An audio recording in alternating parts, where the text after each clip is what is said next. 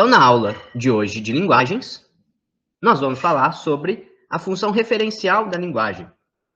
Uma aula introdutória, né? Porque esse é um assunto bem extenso, bem amplo também, e muito importante para a prova de linguagens.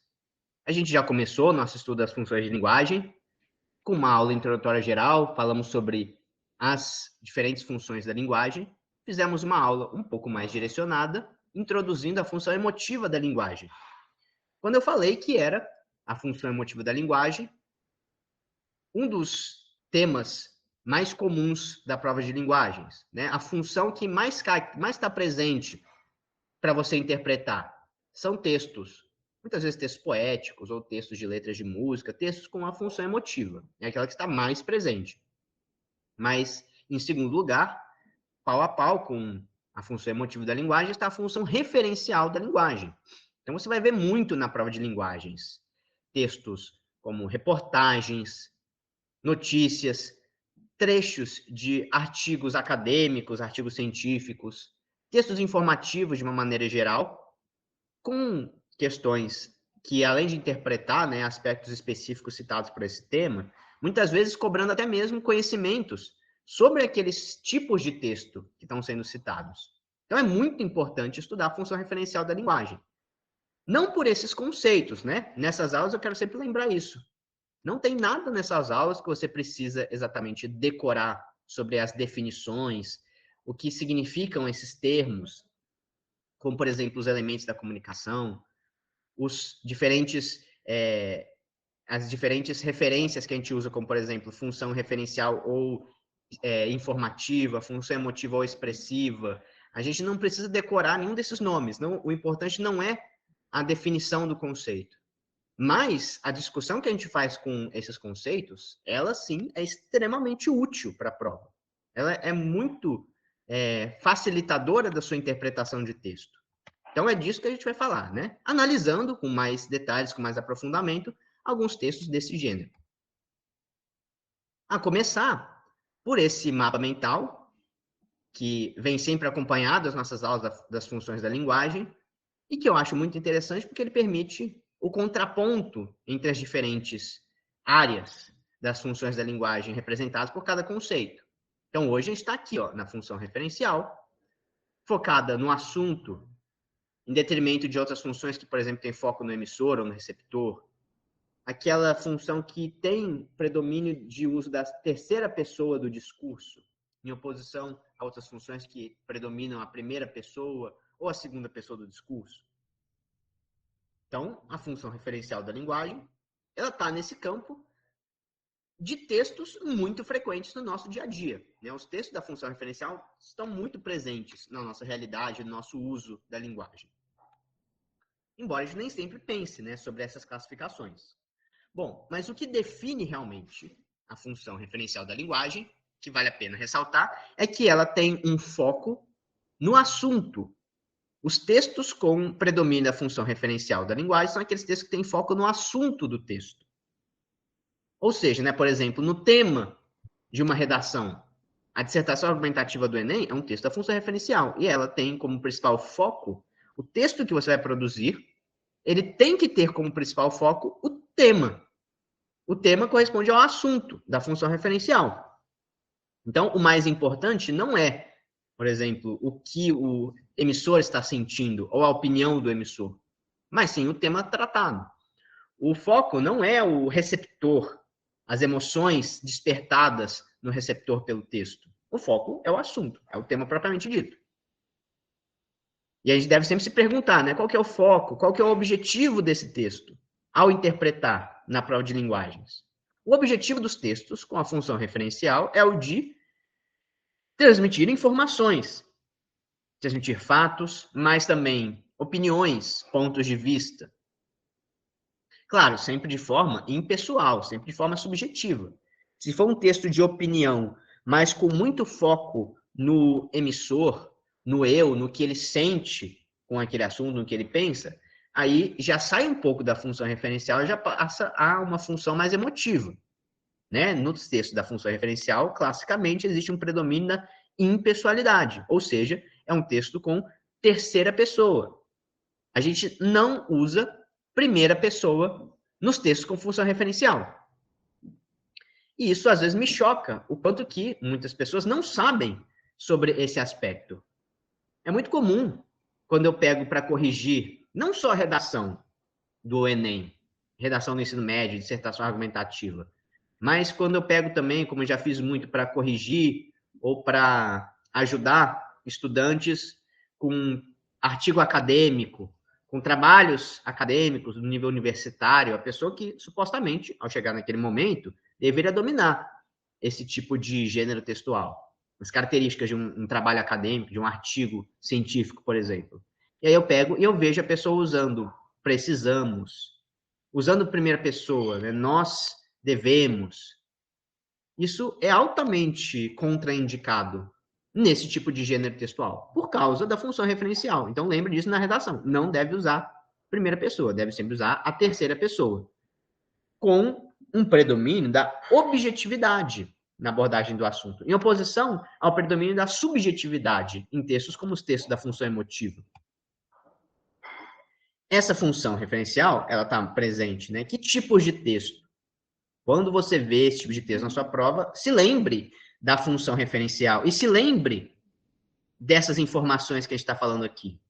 Porque olhando desse jeito, de maneira isolada, pode não parecer muito importante ou atentar para esses aspectos que eu estou citando. Pode parecer meio chato, tipo, pô, é óbvio, né? Como assim que ele está falando? Textos como os textos de jornal. É óbvio que ele tem linguagem pessoal, que ele tem foco no assunto e não no emissor, que a linguagem ela descreve a realidade, tem o objetivo de transmitir informações. Tudo isso é extremamente óbvio quando a gente para pensar num texto como um texto jornalístico. Mas por que isso que eu estou falando é muito importante, é muito útil para a sua prova? Para que você ligue uma chavezinha na sua cabeça, na sua interpretação de texto, que é, ao se deparar na prova com textos como esses, textos como reportagens, textos de notícia, texto jornalístico, texto de artigo científico, que tem muito, tem cada vez mais caído, artigo acadêmico, artigo científico, dos mais variados tipos, resumo, resenha, ensaio, trabalho de conclusão de curso, teses de doutorado, mestrado, tudo isso pode aparecer na prova do Enem de linguagens. Quando você se deparar com um texto desse, automaticamente tem que ligar a chavinha desses conceitos de interpretação que eu estou falando, desse slide aqui.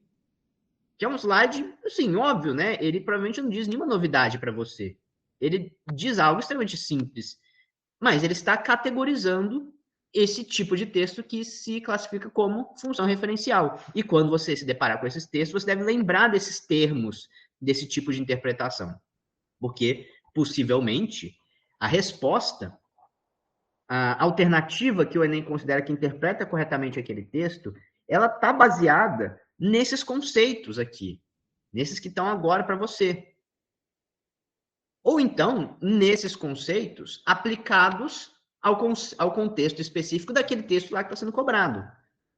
Né? As alternativas podem até estar falando especificamente de uma informação daquele texto, mas não vai fugir disso aqui. Ou pelo menos 70% das questões que abordam esse tipo de texto, elas vão ter uma resposta relacionada com esses conceitos. Então, isso é muito útil para a interpretação de texto. Lembrando que esse tipo de texto que a gente está falando, onde a função referencial é usada, estão entre os mais frequentes que caem no Enem. Muito bem. Vamos pegar um texto que eu escolhi para a gente interpretar e identificar nele a presença desses elementos que a gente está falando que são parte da função referencial. Mas eu escolhi de propósito um texto que vai nos ajudar também no nosso estudo. Não só de linguagens, né? Essas duas aulas são juntas. A gente faz o nosso curso de linguagens associado com o nosso curso de redação, porque uma coisa colabora para a outra, né? A gente está querendo otimizar o nosso tempo também no nosso método de estudo. E, então, esse diálogo vai ser extremamente favorável. E olha só, né? Eu peguei um trecho aqui do livro Vida para o Consumo. Aliás, né? Um trecho de um artigo acadêmico, um artigo científico publicado em um periódico, com uma resenha desse livro. Então, na verdade, né, é o gênero textual aqui, é o gênero artigo científico, artigo acadêmico, mas mais especificamente um tipo de artigo acadêmico, que é a resenha resenha, que é um resumo crítico, né? Não é um mero resumo, como, por exemplo, uma sinopse, que apenas conta o que está escrito de maneira breve e sem entregar informações que o leitor tem que descobrir por conta própria sobre um determinado texto, um determinado livro. Aqui, uma determinada obra, né? Artística, literária, qualquer tipo. Na resenha publicada como um artigo acadêmico, isso tem que ter um ponto de vista crítico também. Mas, de qualquer forma, se trata de função referencial da linguagem. Vamos ver esse texto falando sobre o Vidas para o Consumo. Resenha livro Vidas para o Consumo, a transformação das pessoas em mercadoria, de Zygmunt Bauman. Rio de Janeiro, Jorge Zahar, 2008. Vida para o consumo, sujeitos como mercadoria. Marina Caminha. Eu coloquei igualzinho estava no artigo, tá? A disposição das informações era essa mesmo. O que já entrega, né? Isso aqui faz parte do texto. Não é um mero adendo. Isso aqui serve para você se localizar, se situar. Afinal de contas, esse tipo de texto tem o objetivo de informar você. Informar sobre o quê, nesse caso em específico, né? Informar sobre essa obra. Uma obra, um livro do Zygmunt Bauman, que se chama Vidas para o Consumo. Vamos ver o que a Marina Caminha, autora desse texto, afirma sobre a obra de Zygmunt Bauman, Vida para o Consumo. Na parte final do livro Vida para o Consumo, Bauman escreve: a busca por prazeres individuais, articulada pelas mercadorias oferecidas hoje em dia, uma busca guiada e a todo tempo redirecionada e reorientada por campanhas publicitárias sucessivas, fornece o único substituto aceitável, na verdade, bastante necessitado e bem-vindo, para a edificante solidariedade dos colegas de trabalho e para o ardente calor humano de cuidar e ser cuidado pelos mais próximos e queridos, tanto no lar como na vizinhança. Bauman, 2008, página 154. Esse parágrafo pode ser encarado como a chave de leitura do livro, pois aponta como as relações humanas, a partir do que ele vai chamar de sociedade de consumidores, constituem-se. Olha que interessante essa colocação. Inclusive, interessante para o que a gente vinha discutindo sobre a sociedade de consumo. Por isso que eu coloquei esse texto aqui, né? Para auxiliar no nosso aprendizado. A autora dessa resenha colocou um trecho, um parágrafo do livro do Bauman. Infelizmente, né, uma parte do final do livro, né? Tá entregando para a gente já dando um spoiler. Se você quer ler esse livro, se você quiser ignorar essa parte, para não estragar a sua surpresa de ler esse parágrafo quando chegar lá no final, não tem problema. Mas, né, já estou entregando. Olha lá o que o Bauman está falando no final do livro dele. Que buscar o prazer no consumismo, hoje em dia, estimulado, manipulado pela publicidade, é um substituto para as antigas práticas culturais de você buscar um apoio para a sua vida na sua comunidade, na sua família, nas relações com as outras pessoas, nas relações de trabalho, no ambiente da vizinhança, no ambiente familiar. Ou seja, né, a modernidade líquida, o advento de uma sociedade de consumo, segundo Zygmunt Bauman, ele substituiu as relações sociais tradicionais. Aliás, não só as relações sociais, né? Muitas delas até existem ainda, embora muito modificadas pela cultura consumista. Mas o principal que o capitalismo fez, que a sociedade de consumo fez, foi mudar o foco da vida, o centro da vida, das relações comunitárias, das relações familiares, do sentido da vida gerado por esse ambiente social, pelo sentido da vida trazido pelo consumismo. Hoje em dia, as pessoas procuram preencher, né, o sentido das suas vidas, a razão da sua existência, através do consumismo, e não mais nas relações de trabalho, nas relações domésticas, nas relações comunitárias de vizinhança, como já foi em outros momentos da história. E aí, o que vocês acham? Vocês acham que isso vai ser uma coisa boa, né? Que ele está falando que está tudo certo, né? Que realmente, ainda bem, né? Que a gente acabou com esse negócio de vizinhança, de família, de lar, e agora a gente só busca o nosso sentido nas mercadorias oferecidas pela publicidade. Com certeza, né? Esse processo que ele está falando, ele intrinsecamente é algo que causa uma frustração, uma angústia existencial. Não é uma surpresa existir uma grande angústia existencial disseminada hoje em dia. As pessoas estão frustradas com as suas vidas porque a gente deixou de dar valor para a família, deixou de dar valor para a nossa comunidade, para as nossas relações sociais mais próximas, né? A gente deixou de dar valor para o calor humano das nossas relações e passou a apostar todas as nossas fichas de felicidade, satisfação, de busca pelo prazer no consumismo, na busca por mercadorias, na satisfação gerada por comprar coisas. Isso não tem como dar certo, né? É o que diz o Bauman nesse livro, segundo, né, essa autora que destacou para a gente esse parágrafo, querendo chamar nossa atenção para esse aspecto do livro do Bauman. Seguindo, de um lado, a mercadoria como centro das práticas cotidianas. De outro, uma constante orientação para que o modelo de conduta seja sempre articulado através do ato de consumir.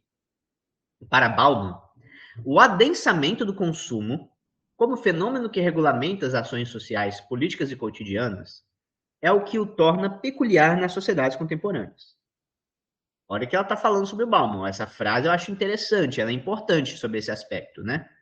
O adensamento do consumo. O que é adensamento do consumo? O que ela quer dizer com isso, né? Talvez assim, aprofundar o consumismo, tornar o consumo mais forte, mais presente na vida, como uma forma de regulamentar as ações sociais. Ou seja, tudo é regido, hoje em dia, tudo na sociedade é regido pelo aumento do consumismo, pelo exagero do consumismo, para o Bauman. Isso é o que define o consumismo na sociedade contemporânea. Porque se a gente encarar de uma forma mais ampla, o consumismo ele não foi inventado agora na sociedade capitalista, né? Existia consumismo na Europa medieval, na Idade Moderna, ou então na Grécia Antiga. Assim, existia, né, um processo de ostentação pelas elites sociais que usufruíam de maneira muitas vezes exagerada dos bens que estavam disponíveis. E uma certa superficialidade, não é, das pessoas nesse contexto de orientar a sua vida em excesso, focar muito a sua atenção no consumismo, na busca pela satisfação do prazer pessoal. Mas dizer assim que esse ato de consumir, ele é a principal questão da vida, isso é uma coisa muito própria da sociedade contemporânea. Colocar o consumismo exacerbado como o foco da vida é algo típico da sociedade de consumo. Isso não existia na Grécia Antiga, nem na França dos reis, né, da ostentação lá do rei Luís XIV, da Maria Antonieta. Né? Essa ostentação não é equivalente ao consumismo contemporâneo, segundo Bauman. Bom, se o mercado passa a ser um novo espaço modelador da vida, é através de suas leis que as relações em disputa pelo poder, identidade e inclusão-exclusão passam a ser reconfiguradas. Entre elas encontra-se a desregulamentação, a produção incessante de desejos materializados em produtos, e, em consequência, o desperdício. O autor vai dizer que o jogo no mercado é fabulado por 3 regras. A primeira prediz que todo produto é vendável e precisa ser consumido. A segunda, que esse consumo se vincula à satisfação de desejos. Por fim, o valor a ser pago é dependente direto da confiabilidade da promessa de satisfação e intensidade de desejos. Olha que interessante, ele está nos falando que o que custa um bem de consumo, um produto, uma mercadoria, tem a ver com uma expectativa do consumidor na promessa de satisfação que está sendo feita. Tipo, a Apple promete que se você comprar o iPhone mais novo, você vai ficar muito satisfeito, você vai ficar muito eufórico com aquele produto, que realmente chama muita atenção. Então, as pessoas acabam ficando dispostas a pagar um valor elevadíssimo por aquele iPhone mais novo. Um valor, às vezes, desproporcional, né? Ao custo de produção dele. Mesmo que ele tenha um custo elevado de produção, ele não é proporcional aquilo que custa na prática para o consumidor, que deposita naquele objeto uma intensa promessa de satisfação, um intenso desejo de consumo. E é daí que vem a elevada valorização daquele produto na sociedade. Nesse sentido, diz ele, a sociedade dos consumidores se distingue por uma reconstrução das relações humanas a partir da relação entre os consumidores e o objeto de consumo. Isso para mim é o próprio fetiche da mercadoria, o fetichismo da mercadoria criticado pelo Marx, né? Na sociedade de consumo, na sociedade de consumidores, segundo Bauman, as relações humanas elas são reconstruídas, ou seja, elas são ressignificadas com base na ideia de uma relação entre o consumidor e o objeto de consumo. O que importa é o consumidor e o seu objeto de consumo nas relações humanas atuais da sociedade de consumo. Então, isso é algo que restringe extremamente as relações humanas nesse contexto, de uma maneira prejudicial, né? Como a gente vinha discutindo até mesmo no tema de redação.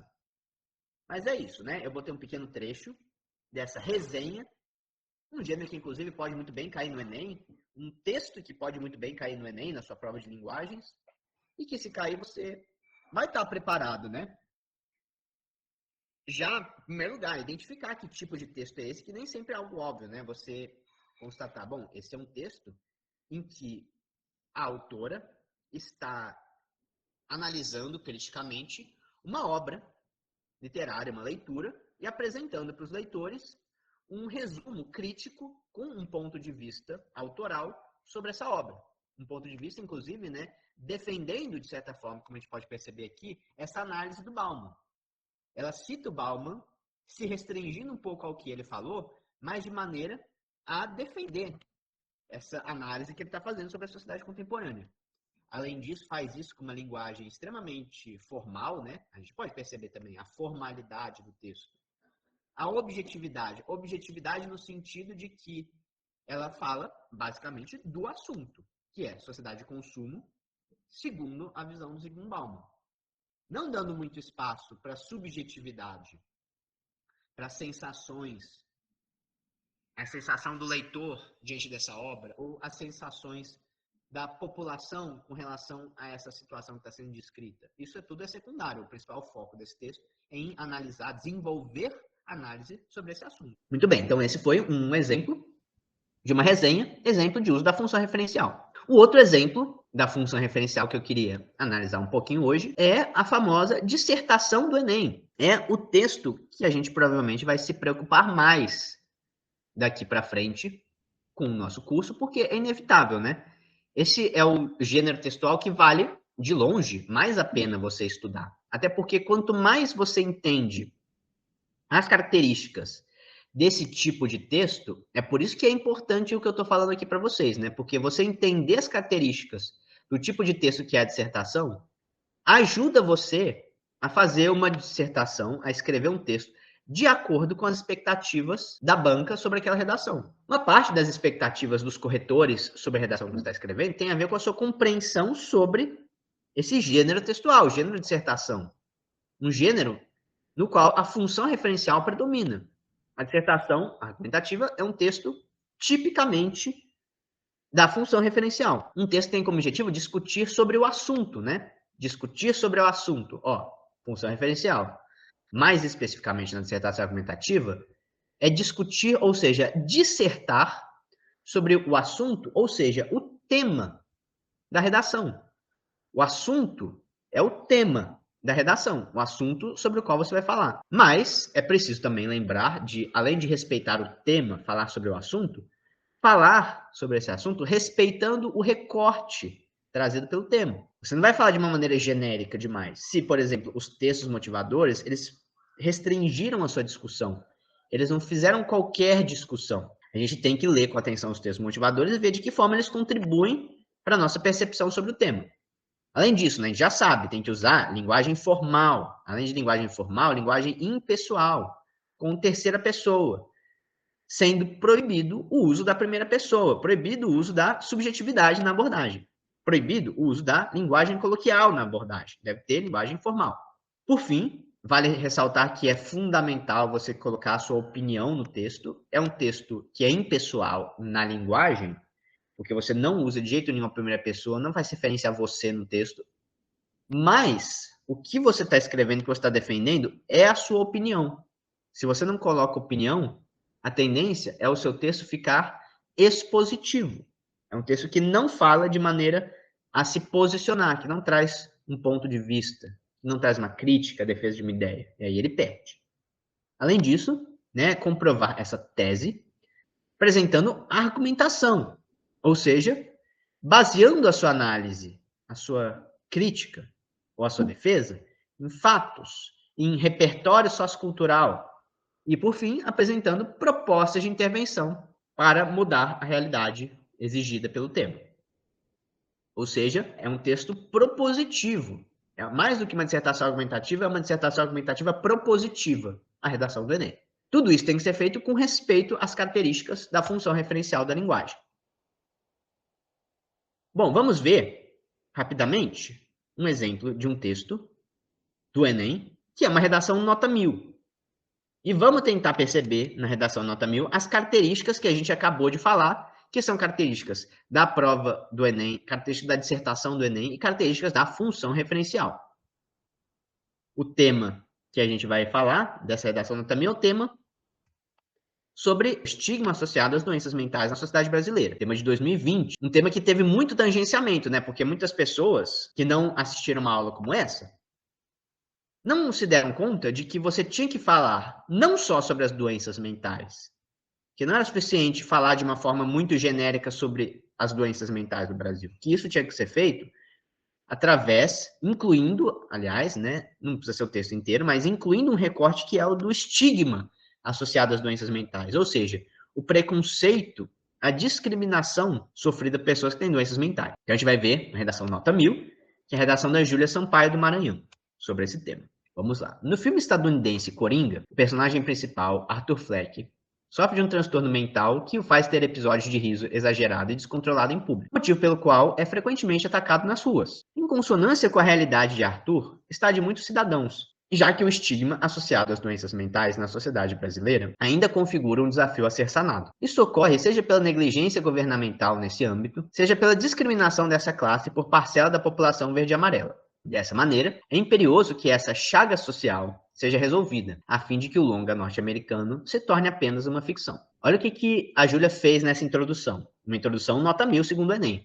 Citou um repertório sociocultural, né? E não é só repertório sociocultural super erudito, super inacessível, um filósofo desconhecido, que ela fez uma referência naquele momento ainda atual, à cultura de massa, a cultura pop do seu tempo. E com essa referência, ela fez uma analogia com a realidade brasileira.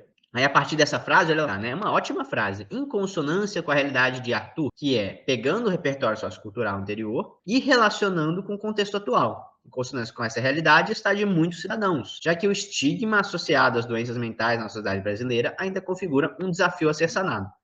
É uma frase relacionando o repertório com o tema, mostrando que ela estava falando sobre o tema, na verdade, o tema das doenças mentais, e fez isso, ainda por cima, problematizando o tema, de uma maneira que a gente considera isso um desafio a ser sanado, ou seja, algo a ser modificado. E olha só, né? Ela usou a frase igualzinha à da proposta. Na introdução é válido fazer isso. Talvez o único lugar que você possa fazer isso sem medo de errar seja na introdução. Falar sobre a frase certinha que está sendo citada pelo tema. Mostrando que o texto dela é um texto sobre esse assunto, sobre esse tema, com esse recorte. Então é útil citar essa frase e se ater a ela ao longo do texto. Mas é mais interessante ainda, de preferência, você parafrasear, né, essa frase, você usar outras palavras para citar aquela frase do tema. Então, é o estigma associado às doenças mentais na sociedade brasileira, já que o preconceito relacionado com os transtornos mentais no Brasil, olha lá, né, eu quis dizer exatamente a mesma coisa, usando outras palavras. Isso acaba sendo mais interessante do ponto de vista da coesão. Isso ocorre seja pela negligência governamental nesse âmbito, seja pela discriminação dessa classe por parcela da população verde e amarela. Dessa maneira, é imperioso que essa chaga social seja resolvida, a fim de que o longa norte-americano se torne apenas uma ficção. O que é interessante para o Enem dessa introdução, né? Além do que a gente já vinha falando, o uso do repertório sociocultural, a contextualização do tema no Brasil atual, a citação que remete diretamente ao texto da proposta, o estigma associado às doenças mentais na sociedade brasileira. E, por fim, uma frase como essa: sendo assim, são necessárias medidas para mudar essa realidade. Só que ela escreveu de uma maneira muito mais elegante. Dessa maneira, é imperioso que essa chaga social seja resolvida. Ela está apresentando de uma maneira mais interessante, mais elegante, essa ideia de que essa realidade precisa ser modificada. Olha só como isso funcionou bem nesse tema. Inclusive de maneira adaptada a esse tema, a esse texto que ela está escrevendo. Mas ela seguiu esse raciocínio, que é o que a gente tem que fazer na introdução do Enem. Você com certeza pode ser mais objetiva na sua escrita do que essa redação. Mas os elementos que ela colocou estão bastante adequados. A estrutura que ela usou é bastante adequada. Seguindo, nessa perspectiva, acerca da lógica referente aos transtornos da mente no espectro brasileiro, é válido retomar o aspecto supracitado quanto à omissão estatal nesse caso. Segundo a OMS, o Brasil é o país com o maior número de casos de depressão da América Latina. Mesmo diante desse cenário alarmante, os tratamentos, às vezes, as doenças mentais, quando oferecidos, não são, na maioria das vezes, eficazes. Isso acontece pela falta de investimentos em centros especializados no cuidado para com essas condições. Consequentemente, muitos portadores, sobretudo aqueles de menor renda, não são devidamente tratados, contribuindo para a sua progressiva marginalização perante o corpo social. Esse contexto de inoperância das esferas de poder exemplifica a teoria das instituições zumbis, do sociólogo Zygmunt Bauman, que as descreve como presentes na sociedade, mas que não cumprem seu papel com eficácia. Desse modo, é imprescindível que, para a completa refutação da teoria do estudioso polonês, essa problemática seja revertida. Olha o que a Júlia fez nesse parágrafo. Ela apresenta um raciocínio que não é muito complexo, não é muito inovador, muito original, né? Ela basicamente, nesse parágrafo, afirma que a persistência, a recorrência dos transtornos mentais, das doenças psicológicas, está relacionado com uma falta de investimentos, com certeza, principalmente da parte do Estado, em cuidados especializados, em infraestrutura para atender essas pessoas, né, na oferta de serviços públicos que atendam a necessidade específica de saúde dessas pessoas. Isso é algo relativamente simples que a gente pensa, inclusive no nosso curso de redação a gente fala isso várias vezes. E aí ela relacionou isso com um repertório sociocultural, inclusive, bem genérico, né? Porque quando Bauman fala de instituições zumbis, ele não estava falando dessa situação em particular, nessa questão específica que a pessoa está citando aqui, a dos casos de doenças mentais recorrentes por falta de cuidados da sociedade, do Estado, né? Ele está falando de um repertório genérico, ele está aplicando esse repertório do Zygmunt Bauman, das instituições zumbis, de forma totalmente genérica. O que não tira o valor dessa referência. O Enem também aceita citação de repertório sociocultural que seja desse jeito. Né? Isso exemplifica as instituições zumbis, que são instituições, ou seja, né, setores da sociedade, do governo, do poder público, que, na verdade, acabam não agindo com eficácia. Ou seja, algo que a gente pode dizer amplamente de muitas questões diferentes do Brasil, né? As instituições zumbis. E é nesse sentido que a gente pode ter certeza de que não foi a primeira redação que a Júlia fez citando esse repertório. Ela, com certeza, fez dezenas de redações citando esse repertório. Isso se ela não fez, tipo assim, todas as redações em meses antes da prova, só com esse repertório. É bem possível também. Isso você não vai fazer, né? Você vai usar esse repertório, que é legal, mas não fica usando o mesmo repertório o ano inteiro, né? Valorize esse repertório, procure desenvolver, aprimorar ele. Usando de novo aquela referência, você consegue aprimorar. Mas não é para ficar, né, conformado, preguiçoso e fazer só uma citação em todo ano e ficar requentando apenas aquela citação. Bom, seguindo, paralelamente ao descaso das esferas governamentais nessa questão, é fundamental o debate acerca da aversão ao grupo em pauta. Olha a coesão do texto dela, né? O descaso das esferas governamentais nessa questão. É fundamental o debate acerca da aversão ao grupo em pauta. Qual grupo, né? O grupo em pauta. São expressões que ajudam a coesão do texto. Uma vez que ambos se apresentam impasses para a completa socialização dos portadores de transtornos mentais. Entretanto, Essas concepções segregam os indivíduos entre fortes e os fracos, em que os fracos, geralmente, integram a classe em discussão, dado que não atingem os objetivos estabelecidos, tal como a estabilidade emocional. Tal conjuntura segregacionista contraria o princípio do espaço público, da filósofa Hannah Arendt. Olha aí de novo, espaço público, da filósofa Hannah Arendt, que defende a total inclusão dos oprimidos, aqueles que possuem algum tipo de transtorno, nesse caso, na teia social. Dessa maneira, essa celeuma urge ser solucionada. Olha a frase que ela arrumou para não falar. Dessa maneira, são necessárias medidas para mudar essa realidade. Ela falou, dessa maneira, essa celeuma urge ser solucionada, para que o princípio da alemã, ou seja, da Hannah Arendt, se torne verdadeiro no país tupiniquim. Então, ela escapou de maneira inteligente, de maneira oportunista, de várias repetições, né?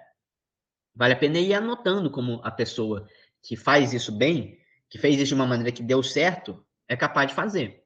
Né? Essas expressões a gente pode usar nas redações também, ampliando nosso repertório. E olha só, né? Nesse parágrafo ela fez mais uma referência de repertório sociocultural, uma referência muito interessante, que é a filósofa Hannah Arendt.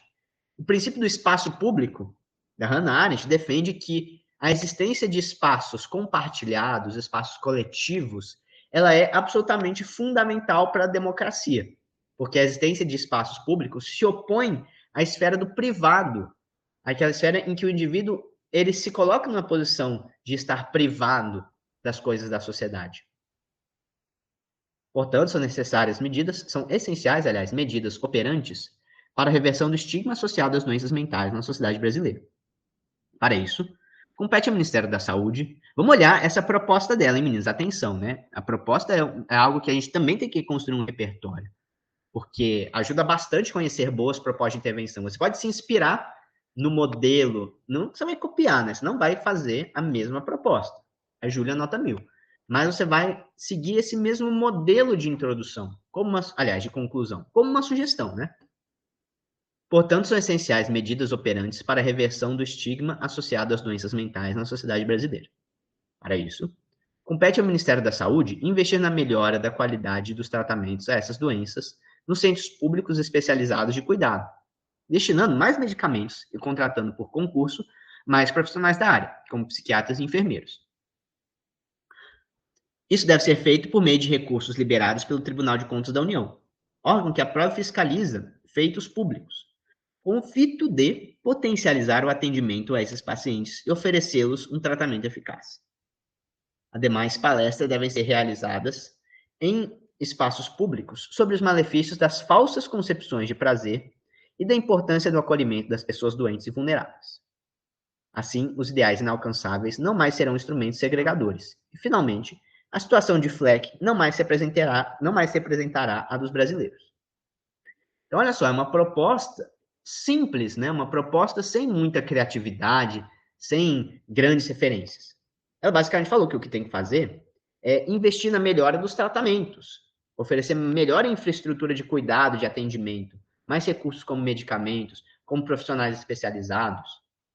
Isso é absolutamente óbvio, né? Num tema como esse. Ter que falar sobre essa mudança. Essa mudança é absolutamente óbvia, não é nada original. Mas o que é interessante dessa proposta, que ela ganhou nota 1000? Se ela tivesse falado só isso, se ela tivesse parado ali, ó, né, contratando mais profissionais da área, como psiquiatras e enfermeiros. Com isso, será possível garantir um maior acesso à saúde e à própria democracia no Brasil, combatendo a desigualdade. Terminou só assim. Qual que é o problema, né? Que fica faltando um detalhamento mais interessante, um detalhamento que diferencia essa proposta de outras propostas do mesmo tipo. E ele faz isso, né? Ele usa um ótimo recurso, quer dizer, de onde que vai vir o dinheiro para essa mudança? Quando você tiver em dúvida, você pode falar sobre isso também. Quando faltar complemento para sua proposta de intervenção, um dos recursos para você desenvolver ela um pouquinho mais, ganhar umas linhas, ficar uma produção mais bacana, uma conclusão mais interessante, seria você falar sobre de onde podem vir os recursos. Por exemplo, nos combustíveis fósseis, tema de redação, mudanças importantes visando uma transição energética, ou seja, abandonar a matriz energética baseada nos combustíveis fósseis, poderia envolver recursos advindos da taxação de atividades econômicas prejudiciais para o meio ambiente, em especial a extração de combustíveis fósseis e atividades com uma queima elevada desses combustíveis, sem a adoção de medidas capazes de economizar mais matérias-primas, de agredir menos a natureza. Então, olha só, uma proposta com essa ideia de um financiamento. Estou falando de uma mudança importante, que é meio óbvio. Outras pessoas poderiam falar sobre essa mudança, né? Dependendo do tema, fica bem claro que é isso que tem que acontecer. Mas aí, meu diferencial está nesses detalhamentos. E aí, de onde viriam os recursos para essa mudança? Através de impostos, taxações sobre atividades econômicas comprovadamente danosas ao meio ambiente, como é que as que demandam excesso de queima de combustíveis fósseis. E aí, investindo, né, investindo esses recursos dessa fiscalização, dessa imposição de tributos, voltando esses recursos para as melhorias sociais, para a mudança ligada aos problemas sociais. Então, isso já é um modelo de proposta bem mais interessante. Bom, meninas, o recado era esse, mas antes de fechar, vamos fazer aqui pelo menos umas 2 questões do Enem que falam sobre esse assunto. Vamos lá. Para a gente treinar o nosso conhecimento, né? Para você treinar a percepção que você desenvolveu durante essa aula sobre esse tipo de texto. Vamos lá. Olha lá. Aqui é um texto proveniente de um provável artigo acadêmico. Um texto nomeado A Imagem da Negra e do Negro em Produtos de Beleza e a Estética do Racismo. Dossiê Trabalho e Educação Básica. Do periódico Imagens Interdisciplinar, versão digital, 2017. Ou seja, já deu para perceber que esse é um texto de um artigo acadêmico, um texto com função referencial. Tem até mesmo, olha aqui, ó, algo típico desse gênero. Resumo. Resumo acadêmico é um tipo de, um subtipo, a gente poderia até dizer, né, de textos ligados aos artigos acadêmicos, à função referencial da linguagem, mais especificamente voltado para apresentar o resumo de um livro, o resumo de uma obra importante que está circulando, né? Mas ele sozinho já é considerado um gênero textual. Se pegar só o resumo, separar do texto principal, do artigo, já é um gênero textual com função referencial da linguagem. Bom, vamos ver o que o Enem trouxe para a gente. A imagem da negra e do negro em produtos de beleza e a estética do racismo. Resumo. Esse artigo tem por finalidade discutir a representação da população negra, especialmente da mulher negra, imagens de produtos de beleza presentes em comércios do Nordeste goiano.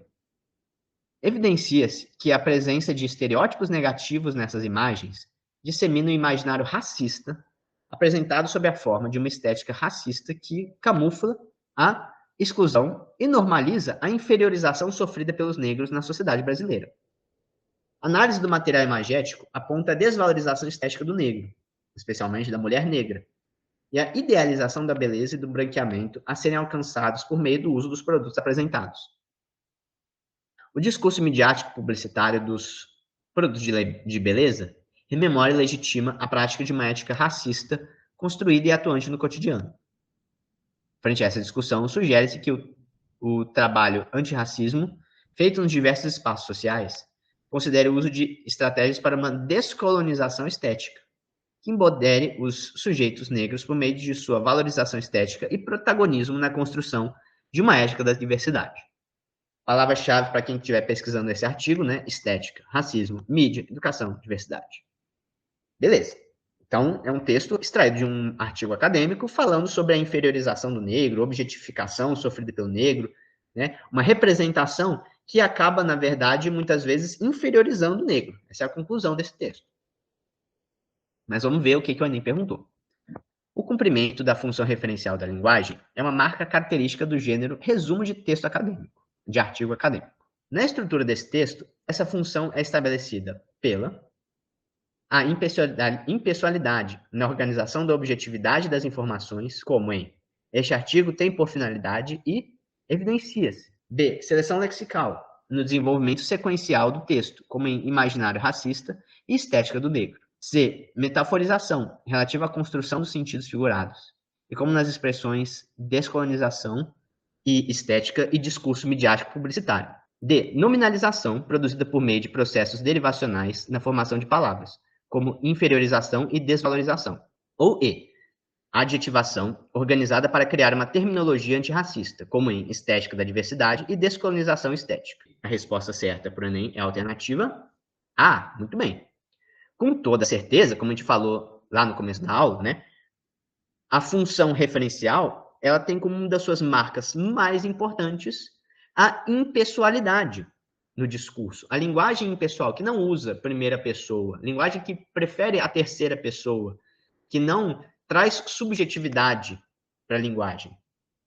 E aí, quando você fala, este artigo tem por finalidade alguma coisa, em vez de dizer, nós quisemos, com este texto, provar tal coisa, ou então, evidenciamos com a nossa análise, ele não colocou desse jeito, evidenciamos com a nossa análise. Ele colocou uma voz passiva, evidencia-se.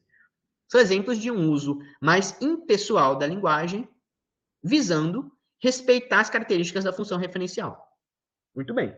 Então, aqui, né, a gente pode ir diretamente na resposta se a gente conhece essas características, se a gente já estudou e já está acostumado a pensar desse jeito na função referencial. Mais uma. Do Enem 2018, bem recente essa questão.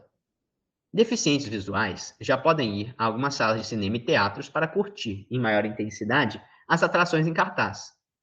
Quem ajuda nessa tarefa é o aplicativo WhatCine, recém-chegado ao Brasil e disponível para os sistemas operacionais iOS ou Android.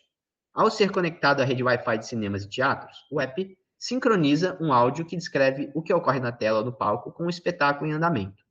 O usuário, então, pode ouvir a narração em seu celular.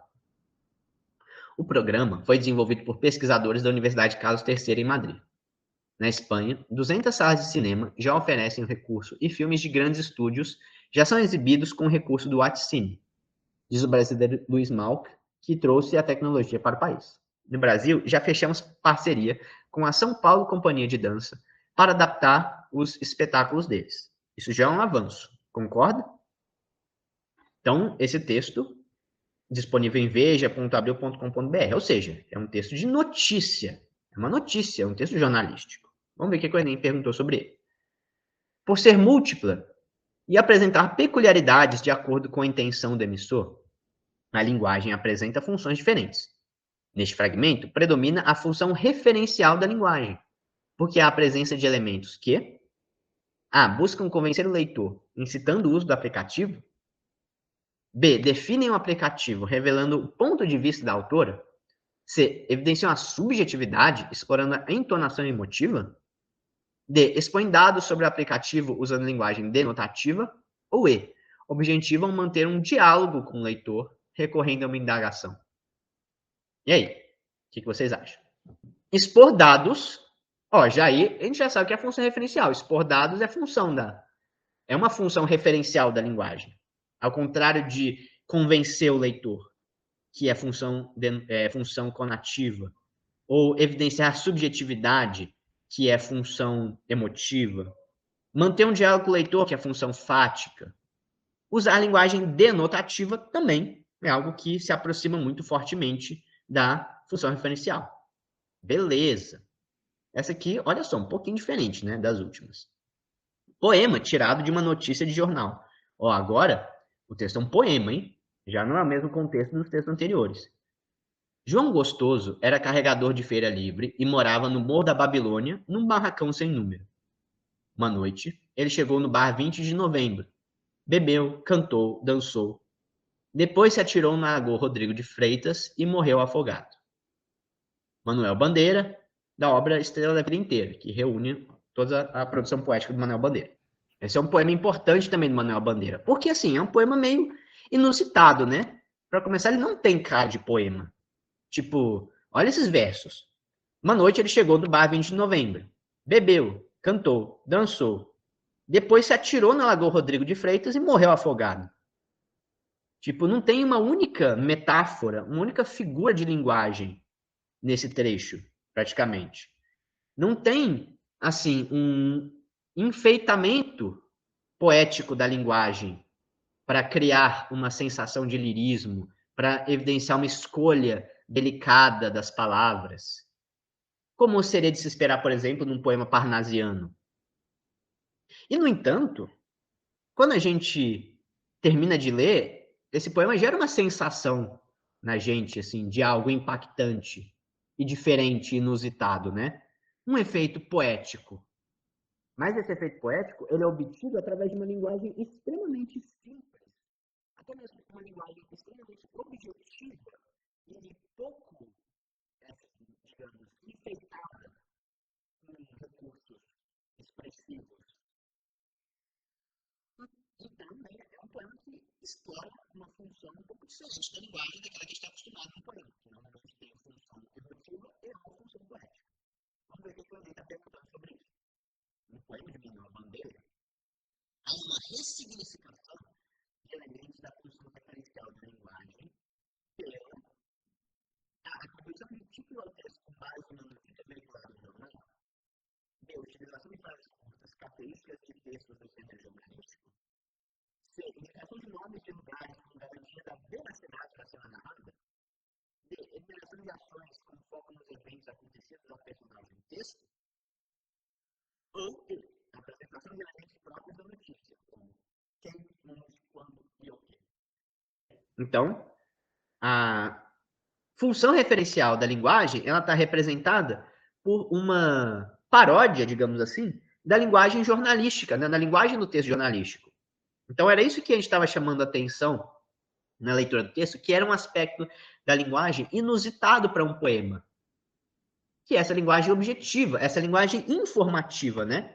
A gente vai ver, quando a gente for estudar mais a fundo outros gêneros da função referencial, como, por exemplo, o texto jornalístico, que os textos jornalísticos costumam ser estruturados com essas referências, né? Que é o lead. Quem é o assunto da notícia? Onde aconteceu? Quando aconteceu? E o que aconteceu, afinal de contas? Qual que é o objeto da notícia sendo anunciado? E aí que, né, isso foi feito, essa mesma linguagem, olha só, quem? O João Gostoso. Onde que aconteceu essa situação de interesse de todos? No Morro da Babilônia, que é onde ele morava, ali perto tem o Bar 20 de Novembro. E, né, depois, o principal ato da notícia, que foi quando ele se atirou na Lagoa Rodrigo de Freitas e morreu afogado, que é o quê da notícia. Então, esses elementos eles foram satirizados de maneira a gerar um efeito poético. Então, existe aqui uma combinação entre a função referencial e a função poética. Então, é isso, tá?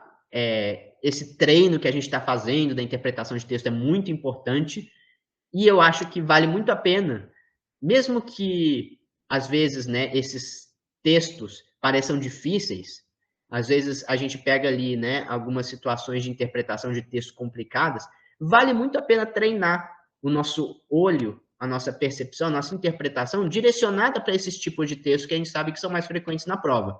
Porque vai ser muito comum que as questões não sejam muito diferentes disso que a gente está falando aqui.